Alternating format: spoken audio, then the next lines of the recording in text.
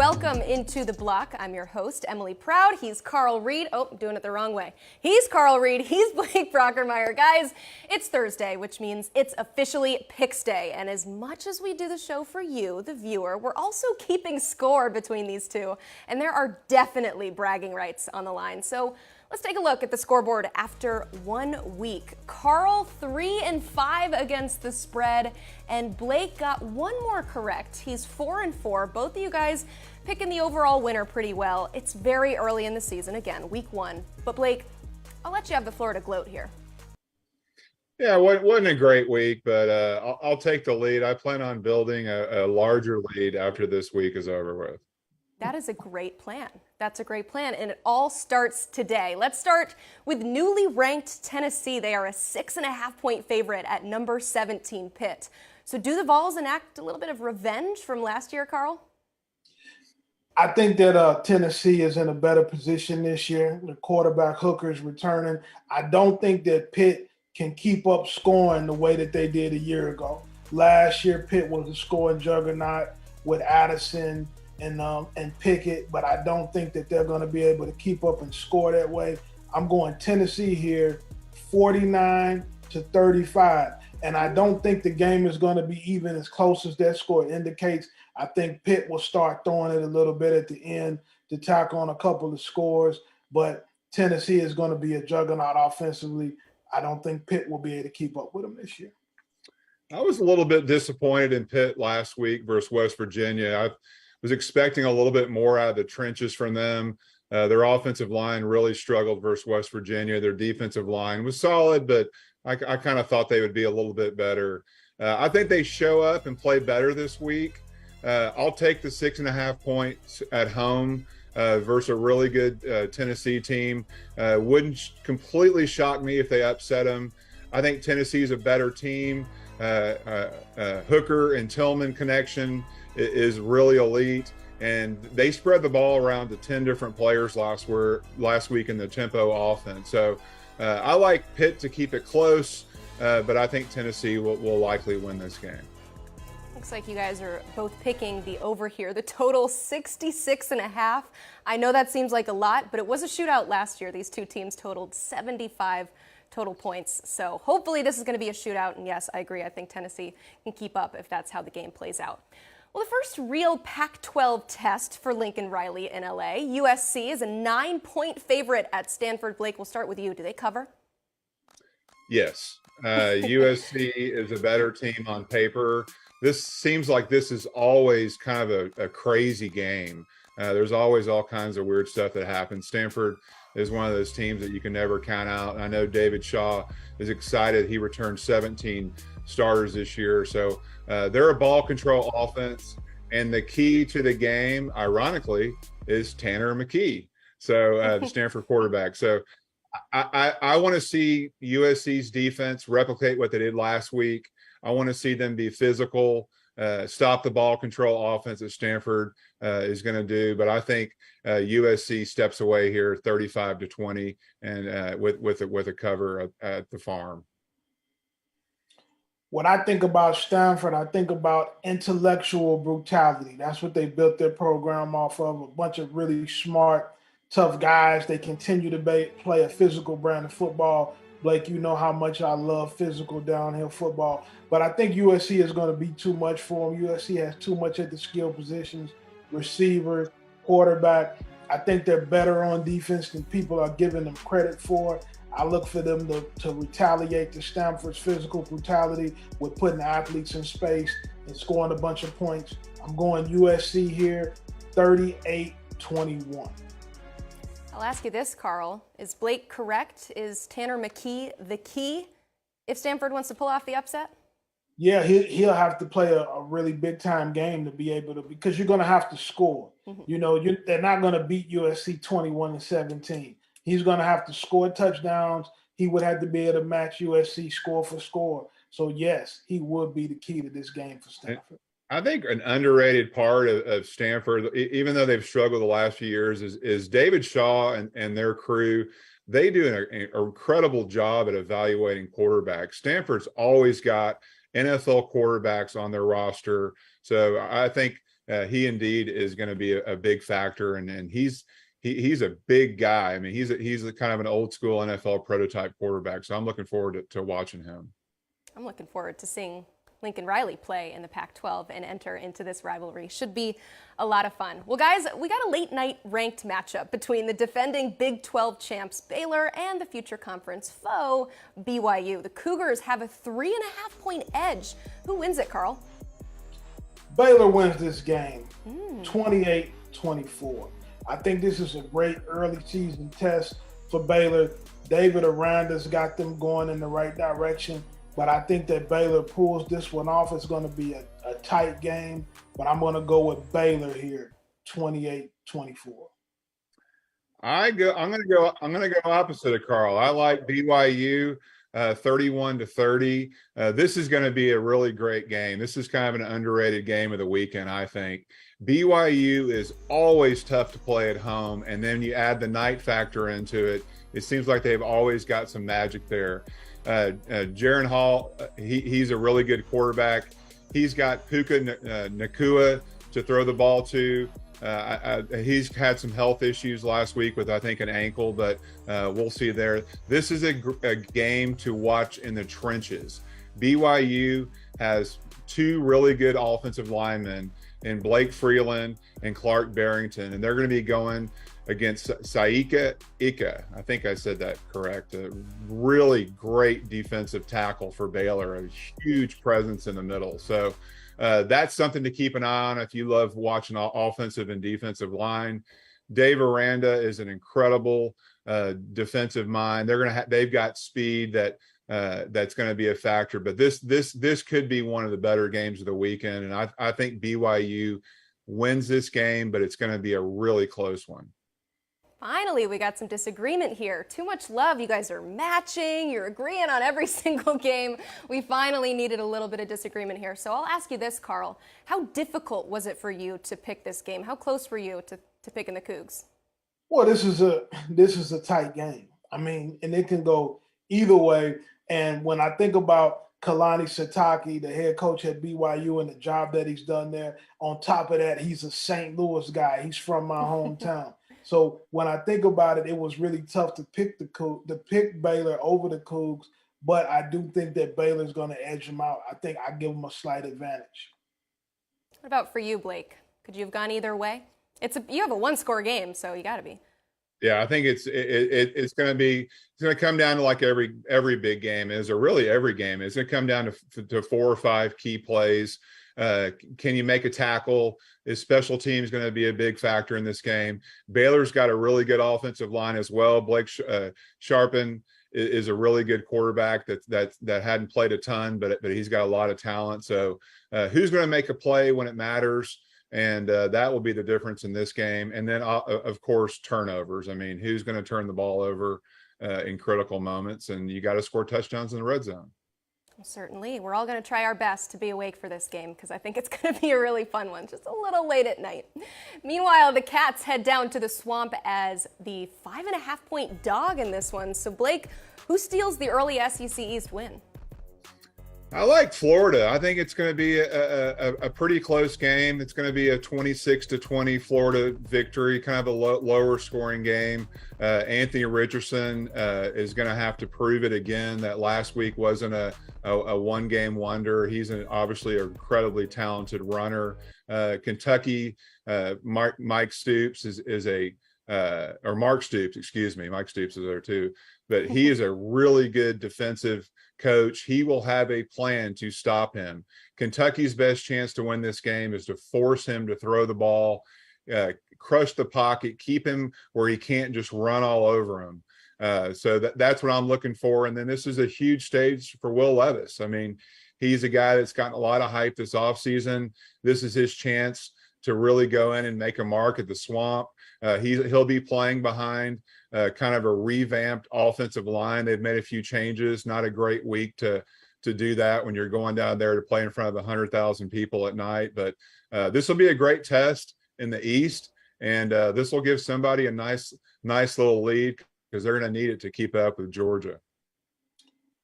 I think coming off of a big win against Utah, I think it's going to be hard for the Florida Gators to get up again in the same fashion.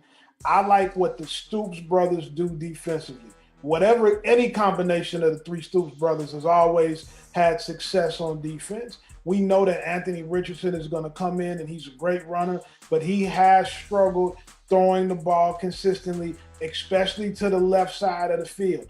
I think the Stoops brothers are going to put in a plan that is going to force him to throw the ball and use the opposite side of the field. They're going to try to take the run away from him and turn him into a passer. If they're successful doing that, I got Kentucky winning 21-20 over the Florida Gators. Now this is what I'm talking about. Great defensive coordinators will make a quarterback that hasn't proven that he's a great thrower play left-handed. They will blitz him from his right side and force him to his left. So let's keep an eye on that and see if the Stoops brothers can do that to Anthony Richardson this weekend. It seems like a lot of people are already crowning Florida as probably second in the SEC East. We'll go ahead and put Georgia up there in Sharpie. But Carl, for you, is there something that you saw against Utah that gives you some concern, or is it more just that mental hangover and, again, the good defense from Kentucky? I think quarterbacking to win at an elite level and the level that you have to play at to win the SEC, I think elite quarterbacks have got to be able to drop back and complete passes. And Anthony Richardson is going to have to do that for Florida to win at a high level. I know that he's getting a lot of comparison to Vince Young, to Cam Newton, and those guys. It's a runner, but let's hold up a little bit too, because he hasn't shown the consistency to be a generational run threat the way that those guys were either. And those guys also were aided by generational defenses that helped them win football games and generational talent at the other skill spots. He doesn't have that complete buffet of talent around him. I think that you can force him into a passer, and he may not have the help to get him out of a situation like that. That's why I'm going with Kentucky. Blake, whoever wins this game, I know you're picking Florida, but whoever comes out on top, are they the favorite to finish second in the SEC East? I don't know about that. I think Tennessee's going to have a say in this as well. They've got a really tough schedule, like everyone in the East does. I think Kentucky has the easiest schedule of the group. This is one of their harder games, but I think it's obviously something to keep an eye on. But I mean, you're going to have to. I mean, the most you can lose to keep pace with Georgia is going to be a game. So you got whoever wins this game is going to put themselves in a great position for sure. Hey guys, who cares about second place? If you ain't first, you're last. Shout out to Ricky Bobby. Didn't think that we would get a Ricky Bobby reference on this show, but I do appreciate that so much. I know, I'm trying to come up with some sort of conversation because we have to put Georgia up there, but we have to have a little bit of discussion, right? I mean, that's what the show's all about, so I'll do my best. But sticking with the SEC, a cross-division showdown, South Carolina at Arkansas. Vegas giving the Hogs 8.5 points.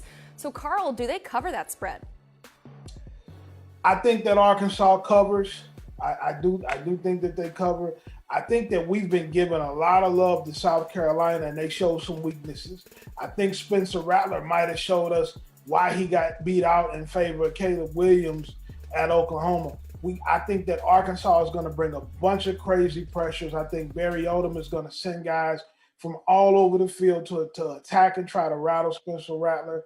I think the Arkansas Hogs control the line of scrimmage, and they win this 30-21. I like Arkansas as well, 30-21. That's what I have as well. Spencer Rattler and the offensive line have got to play better this week. They struggled last week, and against a opponent that's maybe not on the same quality as Arkansas is. They got to go on the road. I have a weird feeling that South Carolina is going to play better. They've got weapons. Spencer Rattler, it's time to deliver. You're brought there to be the guy, probably making a ton of NIL money to be there. I want to see him step up, because at some point he's either going to be a guy or he's not the guy. So I want to know what he is. This will be a great moment for him to step up and show the Gamecock fans what he's about. Arkansas is loaded. Now they've got some studs on both sides of the ball. KJ Jefferson is an underrated player. I don't probably give him enough love. Arkansas fans love to remind me of that. But Trey Knox last week showed me that that's a big mismatch for them. Ketron Jackson's going to break out. Jaden Hazelwood. They got a great running game with their big offensive line.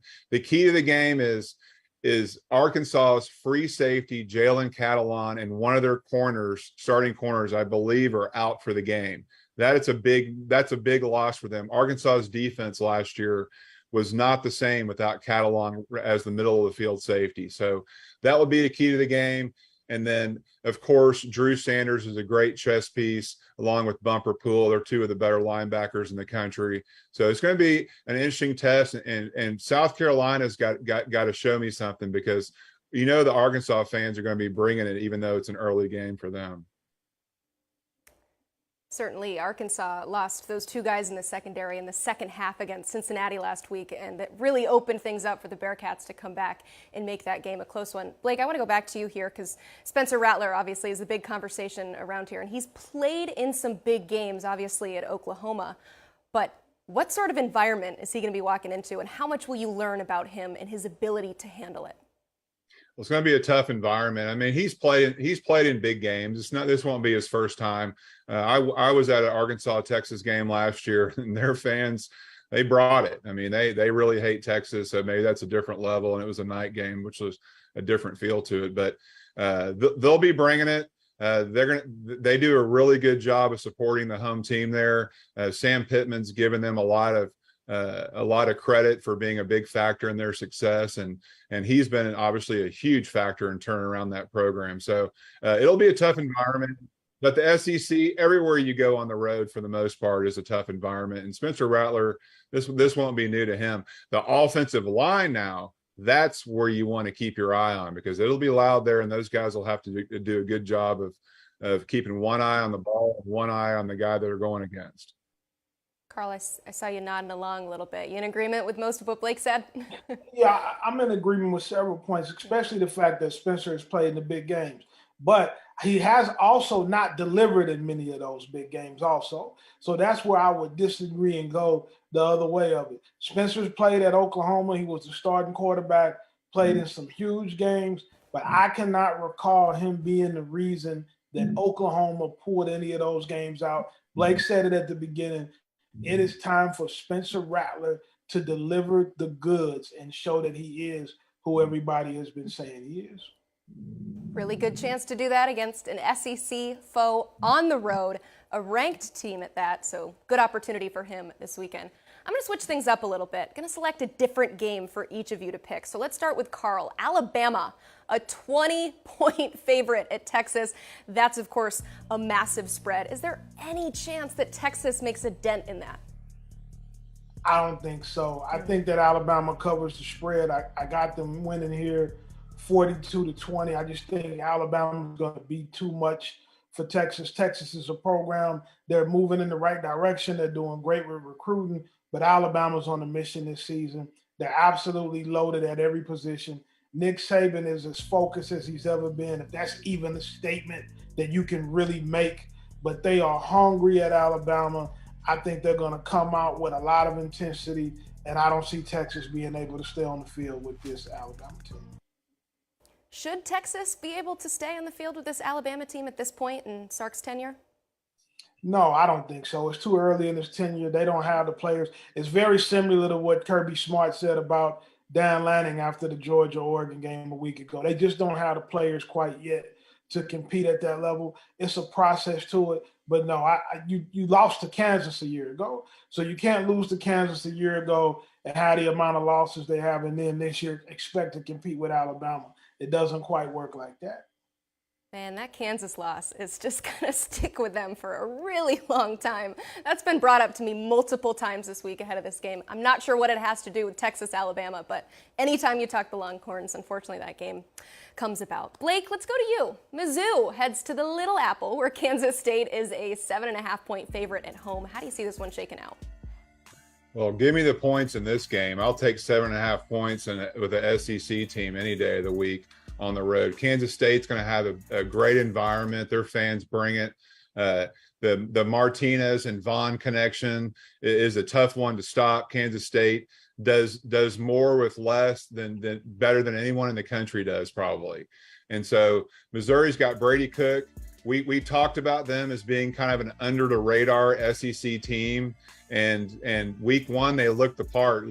Carl's guy Luther Broughton, I mean he had a great first game, so I'm looking forward to seeing that connection continue to grow. But their defense held La Tech to 11 yards rushing last week, so I don't expect them to do that this week on the road versus Kansas State. But I think that they can pull off the upset, win the game in a close game, 30-20. But I'll take the points in this game and go on my way to victory, hopefully. It'd be a victory for Carl too. I think you can guess why we picked this game. What do you think about Mizzou if they're able to pull off the upset at Kansas State? Well, it's a big win, and it will be a statement for them to be able to go on the road and win a game. Kansas State has a great environment. They have a running back in Deuce Vaughn that we've talked about having Heisman potential. So this is the ultimate test for their defense. They're going to have to show that they can get Luther Burden the ball in the passing game. A lot of yards in Wildcats, short screen and bubbles. They're going to have to be able to complete passes to him downfield to beat K-State. But this would be a huge win for the Missouri Tigers if they can pull this thing off. Yes, I am so excited. All eyes on Luther Burden. So we can, if Carl has another kid, he can name it Luther. Exactly. No, that's something that he threw out to us last week, is that he thought in like 20 years there would be a lot of Luthers walking around St. Louis. Is that correct? Yeah. Remember, I'm going to remind you guys about it 20 years from now. I'm looking forward to it. Thank you. We're going to see how he does this Saturday against Kansas State. So excited for all the great action this week. I know people say that week 2 is not going to live up to the expectations of week 1, but we just laid it out. There's a lot of sneaky good matchups this week. And that's the last you'll see of us this week. You'll see the block Monday through Thursday at 1 p.m. And be sure to like, share, and subscribe to the 24/7 Sports YouTube page. Enjoy all the action this weekend, and we'll see you next week.